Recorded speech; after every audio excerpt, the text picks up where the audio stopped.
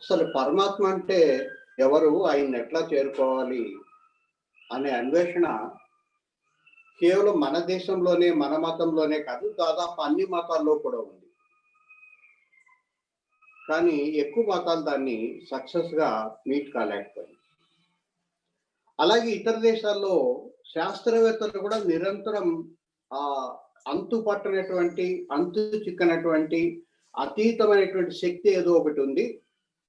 అదేంటో తెలుసుకోవాలి అని కూడా శాస్త్రవేత్తలు నిరంతరం ప్రయత్నం చేస్తా ఉన్నారు. దాన్ని వాళ్ళు భగవంతుడు లేక పరమాత్మ అని అన్నారు కానీ అల్టిమేట్ ట్రూత్ అనే పేరుతో పిలుస్తారు.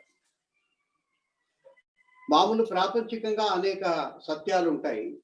కానీ అంతిమ సత్యం అనేది ఏది అనేది వాళ్ళు వెతుకుతూ ఉంటారు. మనము అల్టిమేట్ ట్రూత్ అనే మాటకు బదులుగా సత్యం అనే మాటనే ఉపయోగించి చిన్న చిన్న సత్యాలు అని వాళ్ళనే వాటిని మనం నిజాలు అనే పేరుతోటి పిలుస్తుంటాం. నిజం అంటే జనించి గతించేది. ఇవాళ ఉంటుంది, రేపు ఉండకపోవచ్చు. అట్లా కాకుండా ఏదైతే శాశ్వతంగా ఉంటుందో అది అంతిమ సత్యం, అది ఒకటే ఉంటుంది. దాని నుంచే మొత్తం ఈ సృష్టి అంతా జరిగింది అని చెప్పేదే అద్వైత సిద్ధాంతం. అయితే ఈ అన్వేషణలో శాస్త్రవేత్తలు బహుశా ఇప్పట్లో సఫలీకృతం కాలేకపోవచ్చు. కారణం ఏమిటంటే వాళ్ళు ఎంతసేపు బయట ఉండే పరమాత్మను వెతుకుతున్నారు తప్ప లోపల ఉండే పరమాత్మను వెతకడం లేదు. అట్లాగాని బయట ఒక పరమాత్మ, లోపల ఒక పరమాత్మ లేరు. ఉన్నది ఒకే ఒక పరమాత్మ, అంతటా వ్యాపించి ఉన్నది ఆయన ఒక్కడు మాత్రమే. సముద్రంలో నీళ్లు అప్పుడప్పుడు అలలుగా పైకి లేస్తుంటాయి. ఆ అలలో ఉండేది కూడా సముద్రమే.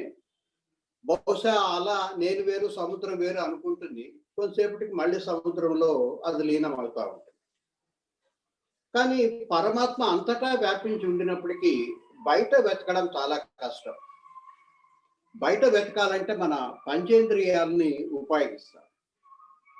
ఒక ఉపనిషత్తులో ఒక విచిత్రమైనటువంటి సందేశం ఒకటి ఉంది. మనస్సును ఉపయోగించి ఎప్పటికీ పరమాత్మని నువ్వు చేరలేవు అనేది మొదటి పాదం. రెండవది, మనసు సహాయం లేకుండా పరమాత్మని ఎప్పుడూ చేరలేవు అనేది. వినే వాళ్లకు ఇది కొంచెం విచిత్రంగా అనిపిస్తుంది. ఒక పక్కేమో మనస్సును ఉపయోగిస్తే ఎప్పటికీ పరమాత్మను చేరలేవు అని చెప్తున్నాడు.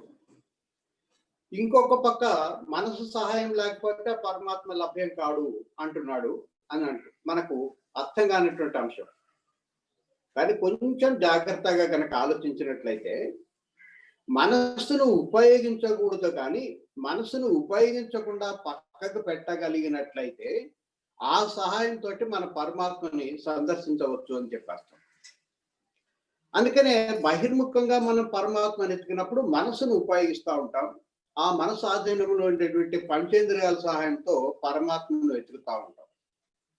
దీన్ని సెన్సరీ పర్సెప్షన్ అంటారు. 5 సెన్సెస్ తోటి వెతకడం కాబట్టి సెన్సరీ పర్సెప్షన్ అంటాం.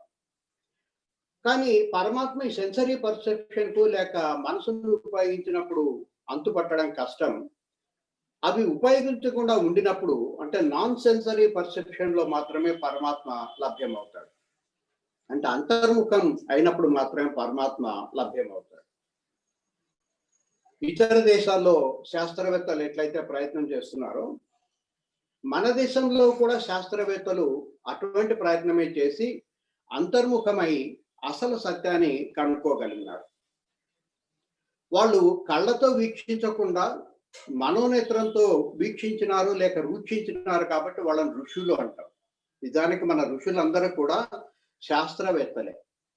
ఎటువంటి శాస్త్రవేత్తలు అంటే అంతిమ సత్యం అంటే ఏమిటి అని చెప్పి తెలుసుకోవడమే కాకుండా వివరించడం మాత్రమే కాకుండా వాటిని పొందేటువంటి మార్గాన్ని కూడా మనకు స్థూలంగా సూక్ష్మంగా కొద్దిగా మరుగున పెట్టి అందించినారు.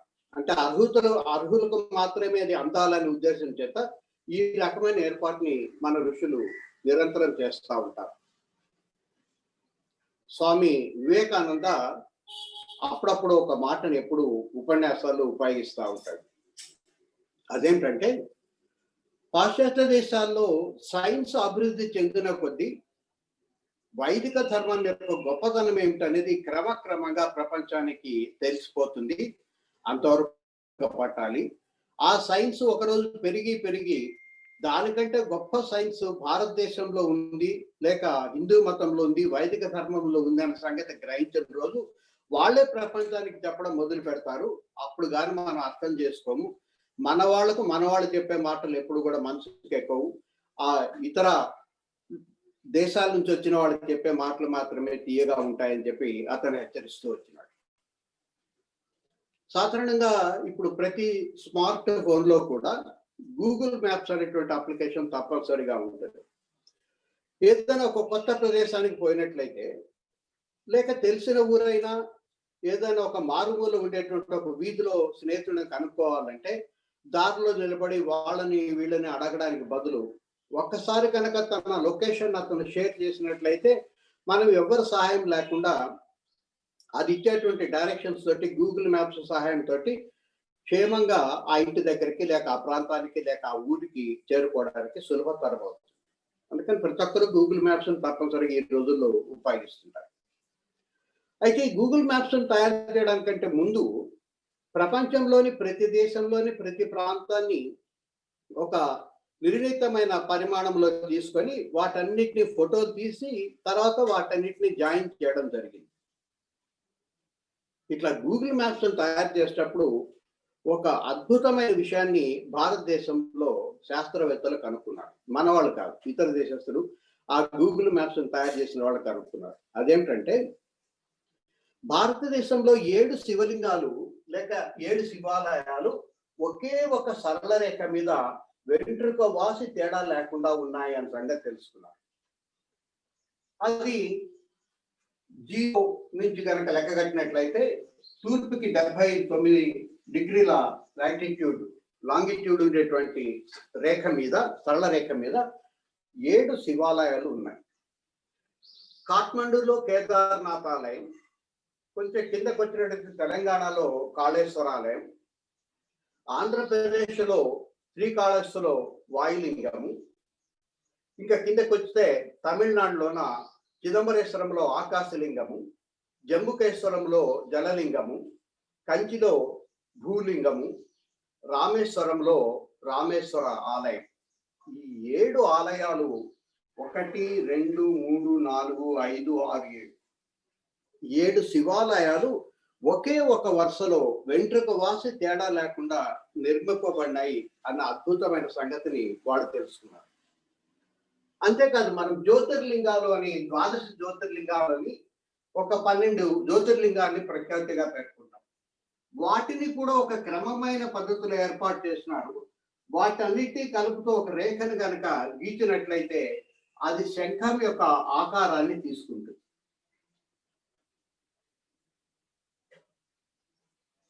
ఎందుకు ఇట్లా ఈ శంఖాకారంలో ఉంచినారు మన ఋషులు అన్న సంగతి మనకు తెలియదు. ఎందుకు వీటిని ఇట్లా అద్భుతంగా ఒకే వరుసలో నిర్మించినారు అన్న సంగతి సాధారణంగా తెలియదు. కానీ ఇక్కడ గుర్తు పెట్టుకోవాల్సిన అంశం ఏంటంటే ఇవి నిన్నటివి మొన్నటివి కాదు. ఈ ఆలయాలు చాలా పురాతనమైనటువంటి ఆలయాలు, 2000-3000 సంవత్సరాల క్రితం నిర్మించినటువంటి ఆలయాలు. ఆ రోజుల్లో టెలిస్కోపులు లేవు, శాటిలైట్లు లేవు, లేక పైకి పోవడానికి వీలుగా ఉండే విమానాలు కూడా లేవు. కానీ అంత ఖచ్చితంగా ఏ మాత్రం తేడా లేకుండా ఒకే ఒక సరళ రేఖ మీద వాళ్ళు అసలు ఎట్లా నిర్మింపగలిగినారు అనేది చాలా అద్భుతమైనటువంటి విషయం. అట్లాగే ఇవన్నీ కూడా ఒక క్రమమైన పద్ధతిలో శంఖాకారంలో వచ్చేట్టుగా ద్వాదశ లింగాలు ఎట్లా నిర్మించినారు, ఎట్లా కొలతలు తీసుకోగలిగినారు అనేది కూడా అద్భుతమైన విషయం.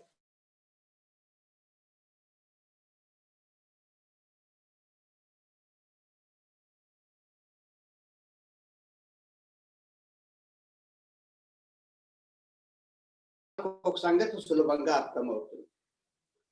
పరమాత్మను చేరడానికి ఉండేటువంటి మార్గం ఏమిటి అనేది వాళ్ళు ఒక మాదిరి ఇండైరెక్ట్ గా మనకు తెలియజేస్తా ఉన్నారు. నేను చెప్పుకున్న దాంట్లో ఇది ఆత్మ కనుక అయినట్లయితే, పరమాత్మ కనుక అయినట్లయితే లోపలికి తొంగి చూసినప్పుడు దాన్ని తెలుసుకోకుండా, లేక బయటైనా సరే తెలుసుకోవడానికి ప్రయత్నం చేసినప్పుడు 9 అవరోధాలు ఉన్నాయని చెప్పి మనం తెలుసుకున్నాం. అవి కింద నుంచి లెక్క పెట్టినట్లయితే భూమి, జలము, అగ్ని, వాయువు, ఆకాశము, ఇవి పంచభూతాలు. 4 అంతఃకరణాలు: మనస్సు, బుద్ధి, చిత్తము, అహంకారం. ఒక్క చిత్తానికి సంబంధించినటువంటి ఆలయం అయితే ఇక్కడ లేదు, కానీ ఈ పంచభూతాలు 3 అంతఃకరణాలు స్పష్టంగా మన భారతదేశంలో చూడవచ్చు. వాటిలో భూమి, నీరు, ఆకాశం, వాయువు కాకుండా కొంచెం పక్కన అరుణాచలంలో అగ్నిలింగం ఒకటి. అంటే దాదాపు ఈ వాయువు, ఆకాశము, అగ్ని, నీరు, భూమి ఇవన్నీ కూడా కింద ప్రాంతంలో కేంద్రీకృతమైనవి. మనం ఎట్లయితే కింద నుంచి పైకి పోవాలని చెప్తున్నామో, ఈ కింద ప్రాంతంలోనే పంచభూత లింగాలు ఇక్కడే ఉన్నాయి. ఈ అరుణాచలం అనేది చాలా అద్భుతమైనటువంటి ఆలయం. వీలుంటే తప్పనిసరిగా ఒక్కసారైనా అక్కడికి పోయిరండి. ముక్తిని పొందదలుచుకున్న వాళ్ళు కాశీకి పోయి మరణిస్తే ముక్తి. కానీ అరుణాచలాన్ని ఒక 3 సార్లు అరుణాచల శివ, అరుణాచల శివ, అరుణాచల శివ అనుకుంటే చాలు, కేవలం స్మరణ మాత్రం చేత ముక్తినిచ్చేది. ఆ ఆలయం యొక్క ప్రధాన ద్వారం దగ్గర బయట నిలబడితే చల్లగా ఉంటుంది, లోపలికి ఒక్క అడుగు వేస్తే కొలిమిలో ఉన్నట్టుగా విపరీతమైనటువంటి వేడి ఉంటుంది. ఎందుకంటే అక్కడ ఉన్నది అగ్నిలింగం కాబట్టి. మహర్షుల ఏర్పాటు ఎట్లా ఉందంటే, మనకు ఉండేటువంటి పంచభూత లింగాల్ని కింద ఉంచినారు. ఎందుకంటే ఇవి బరువైనవి, స్థూలమైనవి కాబట్టి ముందు ఇక్కడి నుంచి మొదలుపెట్టి క్రమంగా పైకి ప్రయాణం చేయాలని చెప్పడం కోసం, ముందు వీటిలో ఉండేటువంటి మాలిన్యాలను శుద్ధం చేసుకోవాలని చెప్పడం కోసం పంచభూత లింగాల్ని కింద ఉంచినారు. అటు తర్వాత వచ్చేది మనస్సు, బుద్ధి. మనస్సుని ఎప్పుడు కూడా చంద్రుడితో పోలుస్తుంటారు. చంద్రకళలు ఎట్లయితే పెరుగుతూ తగ్గుతూ ఉంటాయో, మనసు కూడా నిలకడగా లేకుండా అటు ఇటు కదులుతూ ఉంటుంది. అటువంటి మనసుకు సంబంధించినటువంటి సోమనాథ ఆలయం అది మహారాష్ట్ర ప్రాంతంలో ఉంది. బుద్ధికి సంబంధించి సూర్యుని పేర్కొంటారు. ఈ భీమేశ్వర ఆలయం కూడా దాదాపు ఈ ప్రాంతంలోనే ఉంది. చివరిది అహంకారం. ఈ అహంకారము కాఠ్మండూలో ఉండేటువంటి యాజమాన్య లింగం దగ్గర ఇక్కడ అహంకారం ఉంది. కాబట్టి ఈ పంచభూతాలు 1, 2, 3 అంతఃకరణాలు దాటినట్లయితే ఆ చిట్ట చివర ఉండేది కాఠ్మండూలో ఉండేటువంటి కేదార్నాథ్ ఆలయం. ఇక్కడికి చేరుకోవాలి. కాబట్టి ఇక్కడ చేరుకునే మార్గం ఏమిటంటే, ఇక్కడి నుంచి మొదలుపెట్టి ఇట్లా పోయి ఇట్లా వచ్చి ఇక్కడికి చేరుకోవాలి. ఈ రేఖ మనకి ఇప్పుడు ప్రస్తుతానికి భారతదేశానికి కొంచెం కుడి పక్క ఉన్నట్లు అనిపిస్తుంది, కానీ ఒకప్పుడు అఖండ భారతం బర్మాతో కలిసి ఉండినప్పుడు ఇది కరెక్ట్ గా మధ్యలో ఉండేది, భారతదేశానికి మధ్యలో ఉండేది. కానీ దీంట్లో గ్రహించాల్సిన విషయం ఏంటంటే, ఈ పంచభూతాలేమో కింద ఉన్నాయి, దానిపైన మనస్సు, బుద్ధి ఉంది, కానీ ఇక్కడ లేవు, కొంచెం ఎడమ పక్కకి ఉన్నాయి. అట్లా ఎందుకు నిర్మించినారు? ఎందుకు వీటిని ఈ వరుస క్రమంలో నిర్మించలేకపోయినారు? కావాలనే పక్కకు పెట్టినారంటే అదే వాస్తవమైనటువంటి అంశం.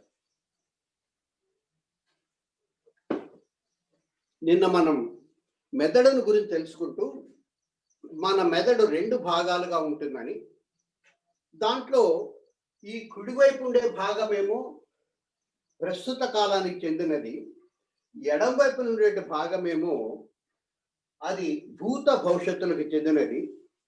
ఈ భూత భవిష్యత్తులు చెందినటువంటి ఎడమ భాగంలో ఎప్పుడు నిరంతరం కదలికలు ఉంటాయి. దీనికి కారణం మన యొక్క ఉచ్ఛ్వాస నిశ్వాసలే అని తెలుసుకున్నాం. మనకు సమాధి స్థితి కావాలనుకున్నట్లయితే ఈ భాగం నిశ్చలంగా ఉండాలి, కుడి భాగం మాత్రం పనిచేస్తూనే ఉండాలి. ప్రస్తుతం పనిచేస్తూ ఉండాలి, ఎడమ భాగం మాత్రం పనిచేయకూడదు. భూత భవిష్యత్తు సంబంధించి పనిచేయకూడదు. ఇది పనిచేయకుండా ఆపడం కోసం శ్వాసక్రియని మనం ఆశ్రయిస్తాం. అంటే ఎంతో దూరదృష్టితోటే ఈ పాత కాలంలో ఉండే ఋషులు మనం ఇప్పుడు కనిపెట్టిన సంగతులు ఎప్పుడో కనిపెట్టడం మాత్రమే కాకుండా అసలు ఆచరించాల్సిన పద్ధతి ఏమిటనేది కూడా మనకు చాలా స్పష్టంగా చెప్తున్నాడు. ముందు పంచభూతాలు, తర్వాత మనసు, బుద్ధి. ఈ మనసు బుద్ధిలో మొత్తం మనసుని కాదు, ఎడం వైపు ఉండే భాగాన్ని మాత్రమే, లేక భూత భవిష్యత్తుల మధ్య అటు ఇటు తిరుగులాడుతూ ఉండేటువంటి ఎడమ భాగాన్ని కంట్రోల్ చేయాలి, కుడి భాగాన్ని మాత్రం వదిలిపెట్టాలి అని అర్థం. ఆ తర్వాత అహంకారం అనేది దీనిపైన స్ట్రైట్లలో లేకుండా కుడి పక్కకు ఉంది. కాబట్టి ఈ అహంకారాన్ని కంట్రోల్ చేయడం కోసం ఎటువైపు కంట్రోల్ చేయాలంటే మనం ఒకసారి నిశ్చలమైన స్థితిని పొందిన తర్వాత ఈ వైపున కుడి వైపున ఉండేటువంటి బ్రెయిన్ లో మనం దీన్ని కంట్రోల్ చేయాలని చెప్పి సూచిస్తుంది. ఇది కనుక సాధించగలిగినట్లయితే ఆ పరమోన్నత స్థానాన్ని మనం చెందగలుగుతాము అని చెప్పడం కోసం ఎప్పుడో ఎన్ని వేల సంవత్సరాల క్రితమో మహర్షులు ఆ పరమాత్మను చేరే మార్గం ఏమిటి అనేది ఇట్లా ఆలయాల రూపంలో విశ్లేషించినారు. అయితే మనకు తెలుసో తెలియకో ఆ దేవాలయాలు చూడాలి, అక్కడ చాలా బాగుంటుంది అని చెప్పి వెతకడానికి పోయినప్పుడు ఒక్కొక్క ఆలయాన్ని సందర్శించినప్పుడు మనలో ఉండే భూతత్వం శుద్ధి అవుతుంది, నీటి తత్వం శుద్ధి అవుతుంది, ఆకాశ తత్వం శుద్ధి అవుతుంది, వాయుతత్వం శుద్ధి అవుతుంది, దాంతో పాటు అగ్నితత్వం కూడా శుద్ధి అవుతూ వస్తుంది. అక్కడ పోయినప్పుడు మనం చేసుకునే కార్యక్రమం. ఆ తర్వాత ఈ ఆలయాలు కొంతమంది దర్శిస్తారు. అయితే నువ్వు బయటకు పోవాల్సిన అవసరం లేదు, బయట దర్శించాల్సిన అవసరం అంతకంటే కూడా లేదు. అసలు పరమాత్మను బయట వెతకడం సరైన పద్ధతి కాదు. ఎందుకంటే ఆయన బయట దొరికేది చాలా చాలా కష్టం. అంతర్ముఖమై కూర్చుంటే ఈ తిరుగుళ్ళు గిరుగుళ్ళు ఏమి లేకుండా అత్యంత సులభంగా ఆయన చేరుకోవచ్చు అనేటువంటి ఒక పరమ సత్యాన్ని మనకు చెప్పడం కోసమే ఇట్లా ఒక క్రమమైన పద్ధతిలో వాళ్ళు నిర్మించినారు. కొంతమంది ఏమో అవన్నీ చూడలేకపోతే అని చెప్పి ఆరాట పడుతుంటారు. అన్ని ఆలయాలకు పోలేకపోయినాం, ఈ పక్క పోలేదు, ఇది చూసుకోలేదు, కాశీ చూసినాం కానీ ఆ పక్క పోలేదు అని బాధపడతా ఉంటారు. అవి పోయి చూడాల్సిన అవసరం ఏమి లేదు. నువ్వు కూర్చొని ఇక్కడే నిలకడగా మనస్సును అంతర్ముఖం గనక చేసుకొని నీలోనే వెతకడం మొదలుపెట్టినట్లయితే, రామనామం అనే చిల్లగింజను గనక ఉపయోగించినట్లయితే ఈ పంచభూతాల్లో ఉండేటువంటి మనసు బుద్ధిలో ఉండేటువంటి మలినం అంతా తొలగిపోతుంది. తర్వాత శ్వాస ప్రక్రియని నీ కంట్రోల్ కనుక తెచ్చుకున్నట్లయితే ఈ ఎడం భాగం నీ కంట్రోల్లోకి వస్తుంది. అది అయిపోయిన తర్వాత చిట్ట చివరికి వివేచనతోటి అహంకారాన్ని కూడా వదులుకోవాలి అని చెప్పేది మన ఋషులు ఉపదించినటువంటి మార్గం. కాబట్టి అర్థమయ్యి లోపలికి పోయి శోధన చేసేవాడికి అది అర్థమవుతుంది. లేని వాడికి కనీసం ఈ ఆలయాలు తిరిగి పాపరాశంతా కరిగిపోయి వాడికి మనసు కనుక ఎప్పుడు శుద్ధి అవుతుందో అప్పుడు జ్ఞానాన్ని పొందే అర్హత వస్తుందని చెప్పి వాళ్ళ ఉద్దేశం. ఇట్లా బహిర్ముఖంగా అంతర్ముఖంగా రెండు రకాలుగా కూడా ముందే పరమాత్మను దర్శించినారు కాబట్టి ఆ దర్శించే మార్గాన్ని విశ్లేషించే ఏకైక దేశం ఏది అంటే అది భారతదేశం. భారతదేశంలో అనేక గుళ్ళు ఉన్నాయని చెప్పి సంబరపడ్డాం కదా, అవి ఒక శాస్త్రీయమైన పద్ధతిలో నిర్మింపబడి ఆ పరమాత్మను చేరుకునేటువంటి పద్ధతిని కూడా మనకు వివరిస్తాయి. దీంట్లో కొన్ని తాత్కాలికంగా మన భూమికి సంబంధించినటువంటి ఇహలోక కష్టాలు ఏమన్నా ఉంటే లేక ఇహలోక సుఖాలు ఏమన్నా అవసరమైతే వాటిని కూడా ప్రసారిస్తాయి. అప్పుడు గుడికి దగ్గరికి పోతే సరిపోతుంది. లేదు నీకు ఇహం పరంతో అవసరం లేదు, ముక్తే కావాలి, ఏ గుడికి పోనక్కర్లేదు, ఈ ఏర్పాటు ఎట్లా ఉంది అని గ్రహించి తద్వారా నువ్వు పైకి చేరడానికి అవకాశం ఏర్పడుతుంది. అందుకని అంతర్ముఖమై కూర్చుంటే చాలు అని చెప్పి వాళ్ళు నిర్దేశించినారు. ఇట్లా భౌతిక రూపంలో చెప్పడం మాత్రమే కాకుండా ఒక్కొక్కసారి వాక్య రూపంలో లేక శ్లోకాల రూపంలో కూడా వాళ్ళు ఆ పరమ సత్యాన్ని చెప్పడం కోసం నిరంతరం ప్రయత్నం చేసినారు. అయితే మనకు ఈ ప్రపంచ వ్యవహారాల్లో పడిపోయి వాటి వెనక ఉండే పరమ సత్యాన్ని అర్థం చేసుకోలేకపోగా వ్యతిరేకమైన అర్థంతో కూడా అప్పుడప్పుడు మనం ఉపయోగిస్తుంటాం. అందుకని ప్రస్తుతాన్ని నేను చెప్పేది ఏమిటంటే శ్రవణం ఒక్కటే ఎప్పుడూ చాలదు, శ్రవణం అవసరమే. అయితే ఊరికే చదువుకుంటూ పోవడం కాదు, ఎంత మేరకు అవసరమో తెలుసుకునేంత వరకు శ్రవణం, ఆ తర్వాత అంతర్ముఖమై మెల్లిమెల్లిగా మననం చేయడం మొదలు పెట్టాలి. మనంతట మనము ఆ సత్యం ఏమిటని తెలుసుకోవడం కోసం ప్రయత్నం చేయాలి. అంతేగాని ప్రతిసారి వాళ్ళెవరు చెప్తారు వీళ్ళెవరు చెప్తారని చెప్పి ప్రయత్నం చేస్తే అది ఒక్కసారి సక్రమైన ఫలితాలు మనకి ఇవ్వకపోవచ్చు, వాళ్ళు తెలిసి తెలియక సరైనటువంటి ఉపదేశం మనకి ఇవ్వకపోవచ్చు. అందుకని కాసేపు ప్రశాంతంగా కూర్చొని ఈ రోజు ఏం విన్నాము, అది నాకేమైనా ఉపయోగపడుతుందా, దాంట్లో నాకు ఉపయోగపడే భాగం ఏమిటి అని తెలుసుకోవడం మననం. తెలుసుకున్న తర్వాత మళ్ళీ ఎప్పుడో ఆచరిద్దామని కాకుండా ఈ రోజు ఈ క్షణం నుంచే ఆచరించడం అనేది నిధిధ్యాస. ఒక్కొక్కసారి ఆ మాకు పరమ సత్యం మన కంటి ఎదుటే ఉండినప్పటికీ కూడా మనం గ్రహించలేని స్థితిలో ఉన్నాము, లేక తప్పుగా అర్థం చేసుకుంటున్నాం. ఒక చిన్న ఉదాహరణ తీసుకుందాం.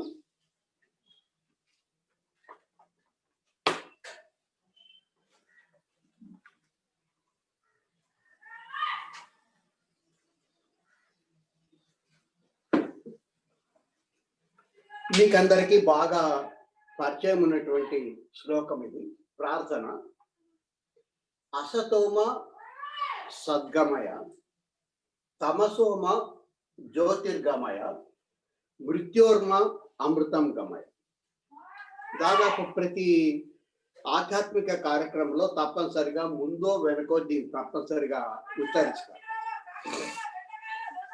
అయితే దీని అర్థం ఏమిటి అనే దాని దగ్గర కొంతమందికి అర్థం అసలు తెలియకపోవచ్చు, కొంతమందికి తెలిసిన దాన్ని సరిగా అర్థం చేసుకోకపోయి ఉండొచ్చు. ప్రస్తుతం మనం ఎట్లా అర్థం చేసుకుంటున్నామంటే అసతోమ సద్గమయ అంటే అసత్తు నుంచి విడివడి సత్తు దగ్గరికి పోవాలి అని చెప్పారు. అసలు సత్ అంటే ఏమిటి? సత్యము లేక ఆత్మ లేక పరమాత్మ. మరి అసత్ అంటే ఏమిటి? జడ పదార్థం లేక ప్రపంచం.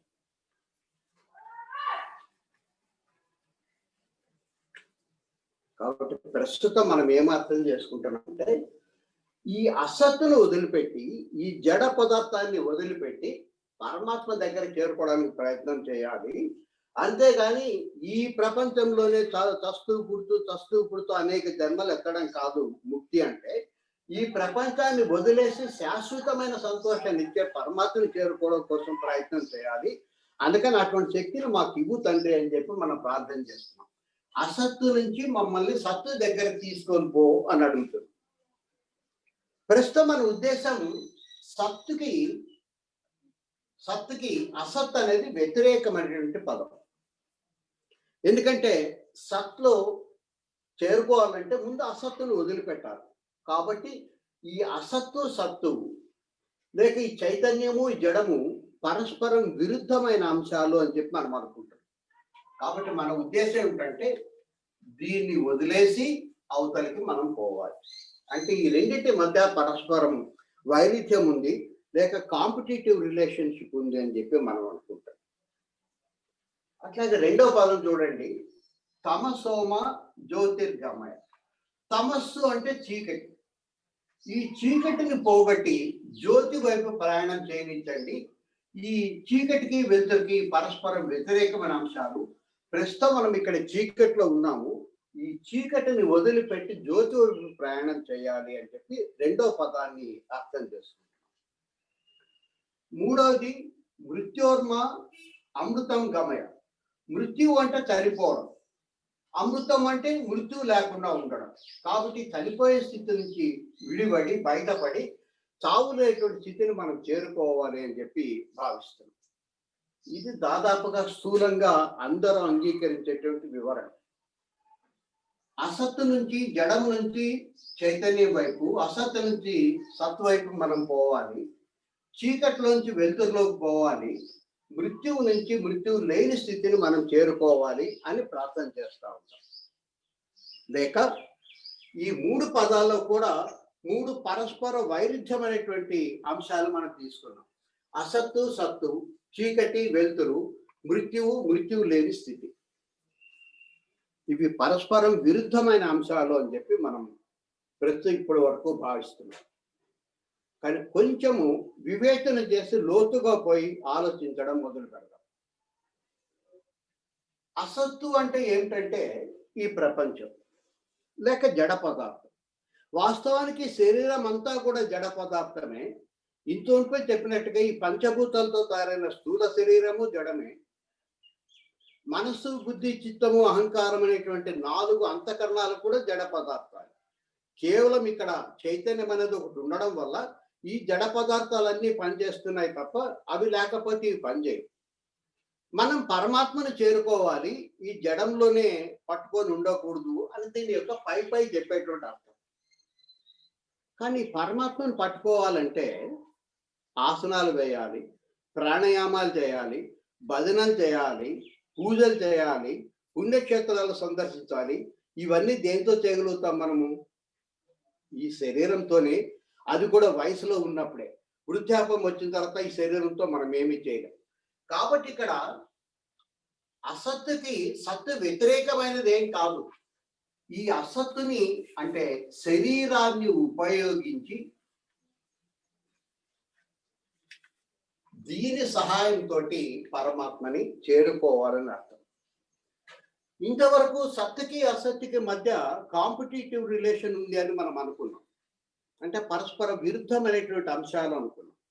కానీ వాస్తవానికి రెండింటి మధ్య ఉండేది కాంప్లిమెంటరీ రిలేషన్. అంటే రెండు కలిస్తేనే ఆ కార్యక్రమం మనం పూర్తి చేయగలుగుతాం.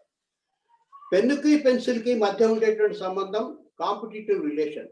ఇది వాడితే అది వాడడం, అది వాడితే ఇది వాడడం.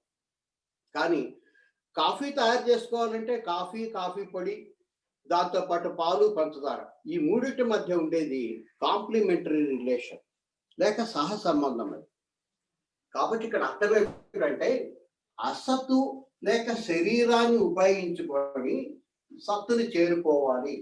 సత్తుని చేరుకోవడానికి ఏకైక మార్గం ఏమిటంటే ఈ శరీరమే. ఇటువంటి శరీరం దేవతలకు లేదు కాబట్టి వాళ్ళకి మోక్షాన్ని పొందే అర్హత లేదు. ఇటువంటి శరీరాన్ని దేవుడు మనకు ఇందుకోసమే ఇచ్చినాడు. ఈ ప్రాపంచిక సుఖాలు అనుభవించడం కోసం లేక స్వర్గానికి నరకానికి పోవడం కోసం కాదు. ఈ ఇచ్చినటువంటి అసత్తు కేవలం ఆ పరమాత్మను చేరడానికి అన్ని రకాలుగా ఉపయోగపడుతుంది. మంత్రాన్ని నోడుతూ మనం చెప్పగలం, జంతువులు చెప్పలేవు. అట్లాగే యజ్ఞాలు కానీ, యాగాలు కానీ, లేక పూజలు కానీ, క్రతువులు కానీ, లేక తీర్థయాత్ర సందర్శనం కానీ, ఇవన్నీ చేయాలంటే ఈ శరీరం మనకు అవసరం. ఈ శరీరాన్ని ప్రాపంచిక సుఖాల కోసం కాకుండా ముక్తిని పొందడానికి వాడు, అట్లా పొందడానికి నీ ఒక్కడికే, అంటే మానవుడికి ఒక్కడికి మాత్రమే అర్హత ఉంది అని చెప్పేది కాదు. శరీరాన్ని, మానవ శరీరాన్ని ఉపయోగించి పరమాత్మని పొందాలి. ఈ ఒక్క మానవ శరీరానికే ఆ అర్హత ఉంది అని అర్థం. అట్లా ఇక్కడ తమస్సోమ జ్యోతిర్గమయ అంటున్నాం. తమస్సులో ఉంటే చీకట్లోంచి జ్యోతి వైపు ప్రయాణం చేయాలి అని చెప్పాడు. కానీ చీకటి ఎప్పుడు పోతుంది? జ్యోతి వచ్చినప్పుడే పోతుంది. జ్యోతి వస్తే మళ్ళీ నువ్వు ప్రయాణం చేయాల్సిన అవసరం ఏమి ఉండదు. కాబట్టి దాని అర్థము చీకటిలోంచి వెలుతురుకు ప్రయాణం చేయడం కాదు. వెలుతురు వచ్చిన తక్షణం ఇంకా అక్కడ చీకటి అనేది ఉండదు. దానికి మళ్ళీ వేరే ఆల్టర్నేటివ్ లేదు. అది రావడము, ఒక గంట ఆగి చీకటి పోవడం ఉండదు. వెలుతురు రాగానే చీకటి పోతుంది. కాబట్టి నువ్వు ప్రత్యేకంగా ప్రయాణం చేస్తున్న అవసరం లేదు. వెలుతురు వచ్చిందంటే చీకటి ఆటోమేటిక్గా పోతుంది. కానీ ఎందుకోసం తమస్సును ఉపయోగించుకొని జ్యోతిని దర్శనం చేయమన్నారు అనేది మనం అర్థం చేసుకోవాలి. కాసేపు చీకటి వెలుతురు అనేటివి పరస్పరం వ్యతిరేకమైనవి కాదు, ఒకదానికి ఒకటి ఉపయోగపడేటివి లేక సహాయపడేటివి. వాటి మధ్య కాంప్లిమెంటరీ రిలేషన్ ఉంది అని చెప్పి కనుక ఆలోచించడం మొదలు పెడితే దాన్ని ఎట్లా చూడాలి అనే సంగతి మనకు అర్థమవుతుంది. ఉదాహరణ కోసం మనము వైకుంఠ ఏకాదశి రోజున సాధారణంగా తూర్పు ద్వార దర్శనం అనేది చేసుకోవడం కోసం పోతా ఉంటాం. ఈ తూర్పు ద్వారంలో ఆ రోజు ఉత్తర ద్వార దర్శనం, భగవంతుని ఉత్తర ద్వారం ద్వారా దర్శించుకోవడం కోసం దాదాపు అన్ని దేవాలయాలకు పోతాం. ప్రతి దేవాలయంలో ఏర్పాటు ఉంటుంది. వీలైతే 2-3 దేవాలయాలు దర్శనం చేసుకోవడం కోసం మనం ప్రయత్నం చేస్తూ ఉంటాం. కానీ దాని అసలమైన అర్థం ఏమిటి అంటే, మనకు తూర్పు కుడి చెయ్యి, పడమట ఎడమ చెయ్యి, దక్షిణం పాదాలు, ఉత్తరం ఈ శిరస్సు. మనం చేసుకోవాల్సింది ఈ ఉత్తరంలో ఉండేటువంటి ద్వారాన్ని దర్శనం చేసుకోవాలి. అయితే ఈ ఉత్తరంలో ఉండే ద్వారం ఎక్కడుంది? అది హృదయం దగ్గర నుంచి ఒక నాడి ఇట్లా ప్రవహించి క్రమంగా పైకి వచ్చి ఈ భూమధ్యానికి వెనకగా ఇక్కడి నుంచి ఇక్కడికి ఒక గీత కనుక గీసినట్లయితే, పైనుంచి ఒక గీత గీసినట్లయితే ఆ మధ్య ప్రాంతంలో ఒక చిన్నటి బిందువు వెలుగుతూ ఉంటుంది. దానినే మూడో నేత్రం అంటాం, జ్ఞాన నేత్రం అంటాం, మనోన్మణి అని కూడా అంటాం. నిన్న ఆ ఫోటో మీకు చూపించాను, అది ఎక్కడ ఉంటుంది అనేది ఒకసారి ట్రై చేస్తాను. నేను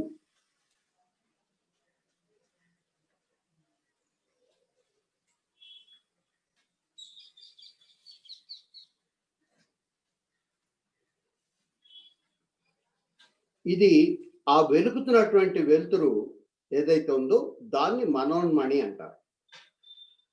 అది ఆప్టికల్ ఫైబర్ లాంటిది.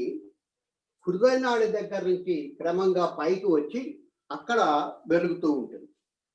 ఆప్టికల్ ఫైబర్ మీరందరూ చూసే ఉంటారు. ఇట్లాంటి సన్నటి తీగ ఇది. ఈ తీగకుండా ప్రత్యేకత ఏమిటంటే దీని కింద కనుక వెలుతురు పంపించినట్లయితే ఈ మధ్యలో ఎక్కడ వెలుతురు కనిపించదు, చివర్లో మాత్రమే ఆ వెలుతురు మనకు కనిపిస్తుంది. జాగ్రత్త గమనించండి. ఆ చివర్లలో మాత్రమే మనకు వెలుతురు కనిపిస్తుంది. ఆ మధ్యలో ఇంకెక్కడ వెలుతురు కనిపించదు. ఇక్కడ కనిపించే మధ్యలో కనిపించేటి చిన్న చిన్నగా కట్ చేయబడినట్టు. కాబట్టి ఆప్టికల్ ఫైబర్లో ఆ చివరకు వచ్చి చిన్న వెలుతురు కనిపించకుండా చిన్న బల్బ్ మాదిరి మనకు కనిపిస్తూ ఉంటుంది.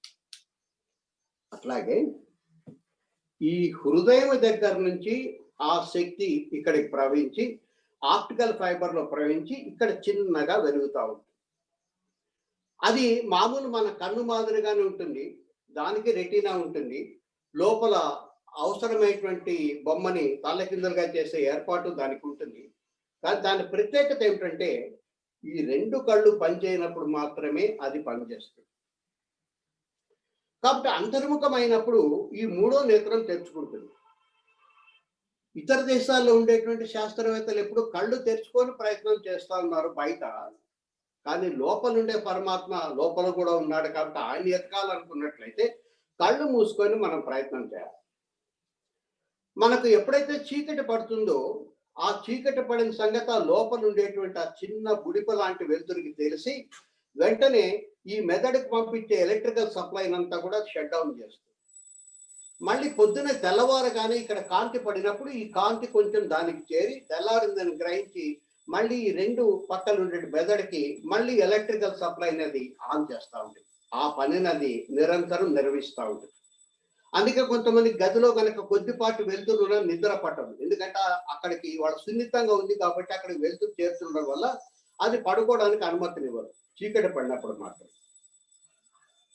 అయితే లోపల వెలిగేటువంటి ఆ చిన్న వెలుతురు ఎట్లా ఉంటుంది అంటే అతి చిన్నదిగా ఉండి ఏ మాత్రం వెలుతురున్నా మనం గ్రహించడానికి దాన్ని సాధ్యం కాదు.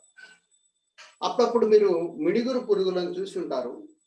ఈ మిడుగురు పురుగులను చూసినప్పుడు ఏ మాత్రం వెలుతురున్నా మిడుగురు పురుగులను మనం చూడలేం. చిమ్మ చీకట్లో మాత్రమే వాటిని మనం చూడగలం. అట్లాగే మీరు లోపలికి ప్రవేశించి ఈ ఉత్తరం వైపు ఉండేటువంటి ద్వారాన్ని కనుక దర్శనం చేసుకోగలిగినట్లయితే అక్కడి నుంచి క్రమంగా వచ్చి పరమాత్మ దగ్గర చేరుతారు. అందుకని వైకుంఠ ఏకాదశి రోజున ఈ లోపల ఉండేటువంటి అంతర్నేత్రాన్ని దర్శనం చేయడానికి చాలా అనుకూలమైనటువంటి రోజు ఆ రోజు. మిగిలిన రోజుల కంటే చాలా బాగా కనిపిస్తుంది. అక్కడి నుంచి ఉత్తర ద్వారం ఇక్కడ ఉంది. ఆ ఉత్తర ద్వారం దగ్గర నుంచి ప్రవేశిస్తే మన వైకుంఠం దగ్గరికి లేక పరమాత్మ దగ్గరికి మనం చేరుకుంటాం. అయితే ఆ ప్రయత్నం మనం ఎప్పుడు చేయము. ఎందుకంటే తెల్లారుజామున లేయాలి. ఆ రోజు కేవలం తెల్లారుజామున లేసినా తలంట స్నానం చేసి ఆలయాల వెంట పరిగెత్తాలి తప్ప కాసేపు ప్రశాంతంగా కూర్చొని ఈ లోపల ఉండే ఉత్తర ద్వారాన్ని దర్శనం చేసుకోవడం కోసం మనం ప్రయత్నం చేయాలి. అయితే ఈ ఉత్తర ద్వారం అనేటువంటి చిన్న వెలుతురు ఎంత తక్కువ వెలుతురు అంటే బయట ఏమాత్రం వెలుతురున్నా దాన్ని చూడలేం. అందుకని మనం కూర్చునేటువంటి రూమ్ లో ఉత్తర ద్వార దర్శనం కోసం కావచ్చు, లేక మామూలు రోజు చేసేటువంటి యోగా ప్రాక్టీస్ లో కావచ్చు, ఏ మాత్రం వెలుతురు లేకుండా చిమ్మ చీకటిగా ఉండేటట్లుగా కనుక చూసుకున్నట్లయితే ఆ లోపల ఉండేటువంటి జ్యోతిని పట్టుకోవడానికి సాధ్యమవుతుంది. దీని అర్థం అదే, తమస్సులోనే జ్యోతిని పట్టుకోవడానికి సాధ్యమవుతుంది అని అర్థం. చీకటిలో మాత్రమే ఆ చిన్న మిడుగురిని చిన్నపాటి వెలుతురుని పట్టుకోవడానికి సాధ్యమవుతుందని దీని యొక్క ఉద్దేశం. కాబట్టి ఇక్కడ చీకటి వెలుతురు అనేవి పరస్పరం వ్యతిరేకమైనవి కాదు. చీకటి ఉన్నప్పుడు మాత్రమే ఆ వెలుతురుని మనం పట్టుకోగలుగుతాము అని చెప్పి అర్థం.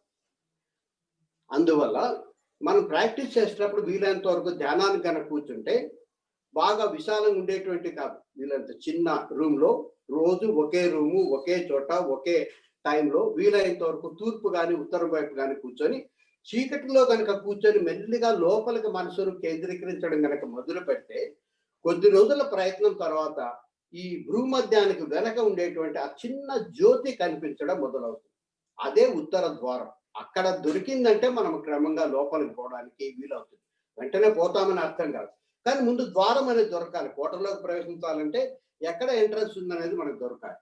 ఆ ఎంట్రన్స్ దొరకాలంటే చీకట్లో మాత్రమే ప్రయత్నం చేయాలి అని చెప్పారు. తమసోమ జ్యోతిర్గమయ అంటే తమస్సును ఉపయోగించి జ్యోతిని కనుక్కుందాము అని. చివరిది మృత్యోర్మ అమృతం గమయ అంటున్నాం. అంటే మృత్యువు నుంచి అమృతత్వం దగ్గరికి పోదామని అర్థం. అసలు మృత్యువులోనే మనం ఉంటే ఇంకా అమృతం ఏం చేస్తుంది?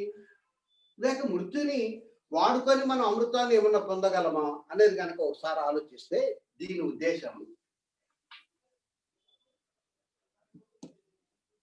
నువ్వు ఎప్పుడో ఒకసారి నీ కాలం తీరినప్పుడు నువ్వు చనిపోయి సమాధిలోకి పోవడం కాదు. నీకు ఇంకా జీవించి ఉండాల్సిన కాలం ఉండగానే నువ్వు మృత్యువును కనుక ఆహ్వానించి సమాధి స్థితిని కనుక చేరుకోగలిగినట్లయితే, అంటే భూమిలోకి పోవడం మాత్రం కాదు, మనమే ప్రత్యేకించి కాసేపు శ్వాసని ఆపివేసి దాదాపు చనిపోయినటువంటి స్థితిని కనుక మనం చేరుకున్నట్లయితే అప్పుడు అమృతం ఆటోమేటిక్గా నీకు లభ్యమవుతుంది. ఇక ఎప్పుడు నువ్వు మళ్ళీ జన్మించాల్సిన అవసరం లేకుండా, మరణించాల్సిన అవసరం లేకుండా మోక్ష ద్వారం అనేది నీకు తెచ్చుకుంటుంది అని చెప్పారు. అందుకని సమాధి స్థితిని పొందడం అనేది చాలా ముఖ్యం. అందుకని మనకు మహర్షులు పెట్టినప్పుడు కూడా యమ నియమ ఆసన ప్రాణాయామ ప్రత్యాహార ధారణ ధ్యాన సమాధి అనే మాటను వాడినారు చిట్ట చివరి. సమాధి అంటే చనిపోవడం కాదు, ఆర్టిఫిషియల్గా చనిపోవడం. నువ్వు ఎప్పుడైతే ఈ చనిపోవడాన్ని మళ్ళీ తిరిగి లేవడాన్ని కనుక నువ్వు ప్రాక్టీస్ చేస్తావో, అట్లా చేసినప్పుడు ఎంత కాలమైనా నువ్వు బతికుంటావు అని అర్థం. ఈ సమాధిలో దీర్ఘకాలం ఉండేటువంటి వాళ్ళు కొంతమంది ఇప్పుడు కూడా బతుకున్నారు. మంత్రాలయ రాఘవేంద్ర స్వామి దానికి మనకు కనిపించేటువంటి బెస్ట్ ఎగ్జాంపుల్. ఆయన జీవన్ సమాధి పొందినాడు. చనిపోయిన తర్వాత సమాధిలో పెట్టలేదు ఆయన, జీవించి ఉండగానే. అట్లాగే వీరబ్రహ్మం గారు కూడా జీవించి ఉండగానే వాళ్ళు సమాధిలో ఉంచేసినారు. అంటే వాళ్ళ శ్వాసను బంధించేసినారు. స్వామి మీరు సమాధిలోకి పోతే మా పరిస్థితి ఎట్లా అంటే, ఆయన చెప్పిన మాట ఒకటే, నేను ఈ శరీరంతో కనుకుంటే ఒక ప్రాంతానికి కొంతమందికి మాత్రమే నేను పరిమితం అవుతాను, కానీ నేను సమాధి స్థితిలోకి పోయి జీవన్ సమాధిలో కనుక పోయి లోపలికి కనుక చేరుకున్నట్లయితే నేను అంతటా కూడా వ్యాపిస్తాను. మీరు మనసులో అనుకుంటే చాలు, ఇక్కడే ఉండక్కర్లేదు, ఎక్కడ ఉండినా, ఏ ప్రాంతంలో ఉండినా, ఏ దేశంలో ఉండినా కూడా తక్షణం మీకు అందుబాటులోకి రావడానికి నాకు వీలవుతుంది. అందువల్ల మీకోసమే, మీ మంచి కోసమే ఈ సమాధిని నేను పొందుతున్నా అని చెప్పి ఆయన ఎక్స్ప్లెయిన్ చేసి, నేను మాత్రమే కాదు తర్వాత తలలో ఉండేటువంటి వాళ్ళు కూడా ఈ జీవన్ముక్తిని పొందడం కోసం ప్రయత్నం చేస్తారు, లేక జీవించుండగానే సమాధి పొందడం కోసం ప్రయత్నం చేస్తారని చెప్పినాడు. అందుకని ఇప్పుడు కూడా మంత్రాలయంలో పీఠాధిపతులు ఎవరైనా కనుక చనిపోయినట్లయితే ఆ చనిపోయిన వాళ్ళ తల మీద 100 కొబ్బరికాయలు కొడతాడు. ఇట్లా కొట్టినప్పుడు ఆ శిరోఛేదనం కనుక జరిగినట్లయితే వాళ్ళని పక్క నుండి సమాధుల్లో పెడతారు. అట్లా కాకుండా ఇంటాక్ట్ గా తల అట్టా కనుక ఉండినట్లయితే వాళ్ళు సజీవ సమాధిలో ఉన్నారని చెప్పి గ్రహించి వాళ్ళని బృందావనంలో ఉంచుతారు. కాబట్టి బృందావనంలో ఉండేది చనిపోయిన వాళ్ళు కాదు, ఇప్పటికి కూడా జీవించి శ్వాసను బంధించి అవసరమైనప్పుడు మళ్ళీ బయటకు రాచే శక్తి ఉండేవాళ్ళు. కాబట్టి వాళ్ళు నిర్వికల్ప సమాధిలో ఉన్నారు. కానీ ఇప్పుడు కొంతమంది మహానుభావులు సవికల్ప సమాధిలో ఉంటారు. అంటే అవసరమైనప్పుడు కాసేపు సమాధిలో ఉండి మళ్ళీ అవసరమైతే సమాధి నుంచి బయటకు వస్తారు. వికల్పం అంటే అవసరమైతే సమాధి నుంచి బయటకు వచ్చేవాళ్ళు. కొంతమంది ఇటువంటిది అవసరం లేదని నిర్వికల్పంగా సమాధిలో ఉండేవాళ్ళు చాలా మంది ఉన్నారు. కాబట్టి మృత్యువుని శాశ్వతంగా జయించాలి అంటే, నిరంతర అమృతత్వాన్ని కలిగి ఉండాలంటే ముందు చేయాల్సిన పని ఏంటంటే మృత్యువుతో నీ సహకారాన్ని ఏర్పాటు చేసుకోవడం. తాత్కాలికంగా నీ అంతటి నువ్వు తాత్కాలిక మృత్యువుని కొని తెచ్చుకోవడం. అంటే చనిపోవడం అని కాదు, మళ్ళీ మనం వస్తాం, కానీ ఆ మృత్యు స్థితిలో ఉండేటువంటి స్థితిని మనం పొందాలి. మృత్యు స్థితిలో మన పంచేంద్రియాలు పనిచేయవు, మనసు బుద్ధి చిత్తం అహంకారం పనిచేయవు. అవి పనిచేయకుండా ఆపేసినటువంటి స్థితిని కనుక నువ్వు చేరుకోగలిగినట్లయితే నీకు శాశ్వతమైనటువంటి అమృతత్వం వస్తుందని చెప్పారు. కాబట్టి మృత్యోర్మ అమృతం వేమ అనే దాంట్లో కూడా మృత్యువు లేక జీవించి ఉండడం అనేది అమృతము రెండు పరస్పర వ్యతిరేకమైనవి కాదు. దీన్ని ఉపయోగించుకొని అవతలకు మనం చేరాలని చెప్పి అర్థం. కాబట్టి ఒక్కొక్కసారి మహర్షులు మహా గొప్ప సత్యాన్ని మన కంటి ముందు ఉంచినా కూడా మనము దాన్ని సరిగా అర్థం చేసుకోవడం లేదు. ఈ అసత్తు లేక సత్తు, అట్లాగే చీకటి వెలుతురు, మృత్యువు జీవించి ఉండడం అనేది పరస్పర వ్యతిరేకమైన అంశాలుగా చెప్తున్నారు. వీటిని వదిలిపెట్టి అక్కడ పోవాలని చెప్పి అనుకుంటున్నాం, కానీ కాదు. వీటిని ఉపయోగించుకొనే ఈ స్థితిని మనం పొందాలి అని చెప్పి వాళ్ళకు మనకు తెలియకుండా సూక్ష్మంగా చెప్తున్నారు. ఇది ఎప్పుడు అర్థమవుతుంది? ఊరికే శ్రవణం చేస్తే అర్థం కాదు, విన్న అర్థం కాదు, చదివిన అర్థం కాదు. కాసేపు ప్రశాంతంగా కూర్చొని దీని అర్థం ఏమై ఉంటుంది అని చెప్పి ఆలోచించడం మొదలుపెట్టాలి. దీన్నే శ్రవణం తర్వాత చేసేటువంటి మననం అని చెప్పంటారు. మననం ఎప్పుడైతే సాధ్యమవుతుందో దాని వెనుకుండే అర్థం మనకు అర్థమవుతుంది. ఒకవేళ అది అర్థం కాకపోతే కాసేపు దాన్ని విని మౌనంగా కళ్ళు మూసుకొని నిశ్శబ్దంగా ఉంటే చాలు. ఆలోచించాల్సిన అవసరం ఏం లేదు. మనం 5 సెన్సెస్ని వాడక్కర్లేదు. ఈ 5 సెన్సెస్ వాడినప్పుడు ఒక్కొక్కసారి ఫ్లాష్ మాదిరిగా సమాధానం తనంతట తానే ఏర్పడుతుంది. అందుకు పరమాత్మ ఉపయోగిస్తాడు. నీ అంతటా నువ్వు ఏదో ఒక సాధనాన్ని ఉపయోగిస్తున్నంతసేపు పరమాత్మ నీ సహాయానికి రాడు. నా వల్ల కాదు, నీవే తప్ప ఇతపరం మెరుగా అని ఎప్పుడైతే అడుగుతావో అప్పుడు ఆయన సహాయానికి వచ్చి అసలు సంగతి ఏమిటని చెప్పడం కోసం ఆయన తప్పనిసరిగా ప్రయత్నిస్తారు. కాబట్టి మహర్షులు ఒక పక్క భౌతికంగా స్థూలంగా ఆలయాల రూపంలో మనం పరమాత్మను పొందేటువంటి పద్ధతి చెప్పినారు, అట్లాగే శ్లోకాల రూపంలో చెప్పినారు. అయితే మనము ఎంతసేపు బయట తిరుగుతున్నాం, ప్రాపంచిక సుఖాల కోసం ఇహఫలాల కోసం వాడుతున్నాం తప్ప ముక్తి కోసం మనం వాటిని వాడడం లేదు. అవి అటు పనికి వస్తాయి, ఇటు పనికి వస్తాయి. చాగంటి కోటేశ్వరరావు గారు ఒక ఎగ్జాంపుల్ ఎప్పుడు చెప్తుంటారు. ఒక ఆమె దగ్గర కొద్దిగా చింతపండు ఉందంట. అది వేసి ఆ రోజు ఇంక చేయడానికి ఏం లేదు, నీళ్ల తయారు పెడదామని అనుకుంది. ఈ లోపల వాడి పిల్లోడు ఏదో దెబ్బ తగిలిందో ఒకటే కుయ్యో ముర్రా అని ఏడుస్తున్నాడు. వాడి బాధను మాన్పించడం కోసం ఆ చింతపండుకి కొద్దిగా ఉప్పేసి కొద్దిగా జీలకర్ర వేసి నూరి చిన్న లాలీపాప్ తయారు చేసి ఇచ్చింది. వాడు ఏడుపు మానేస్తున్నాడు. అది కర్మ విభాగం. లేదు వాడు ఏడవలేదు అనుకోండి, చింతపండు చారు కాసుకోవచ్చు, ఆ పూటకు కాలం గడిచిపోతుంది. అది భక్తి విభాగం. కానీ ఆ చింతపండుతో కొంచెం ఓపిక చేసుకొని ఎప్పుడో పాత్రలు కొనిపెట్టేటువంటి పాత్రలన్నీ కూడా బయటికి తీసి ఒకసారి తోమి ఇడ్లీ పాత్రను తోమి ఇడ్లీలు వేసుకోవడం మొదలు పెడితే నిరంతరం మనం బతకడానికి సాధ్యమవుతుంది. ఉన్నది కొంచెమే చింతపండు, దానికైనా వాడుకోవచ్చు పిల్లోడికి, లేక చింతపండు చారు చేసుకోవడానికైనా వాడుకోవచ్చు, లేదా పాత్రలు తోమి నిత్య జీవితం ఇంకా ఎప్పుడు జీవించడానికి అనువు ఉండే పరిస్థితులను ఏర్పాటు చేసుకోవచ్చు.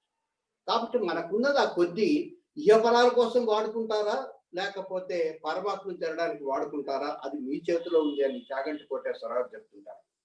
ఆయనకంటే ఇంట్లో చింతపండు లేదేమో, నాకు కావాల్సినంత ఉంది అని చెప్పి అనుకోవద్దండి. ఎవరికైనా చింతపండు పరిమితంగానే ఉంటుంది. కోటీశ్వరుడైనా, లక్షాధికారైనా, భిక్షాధికారైనా ఎవరికైనా రోజుకు ఉండేది 24 గంటలు మాత్రమే, అంతకు మించి ఎప్పుడు లేదు.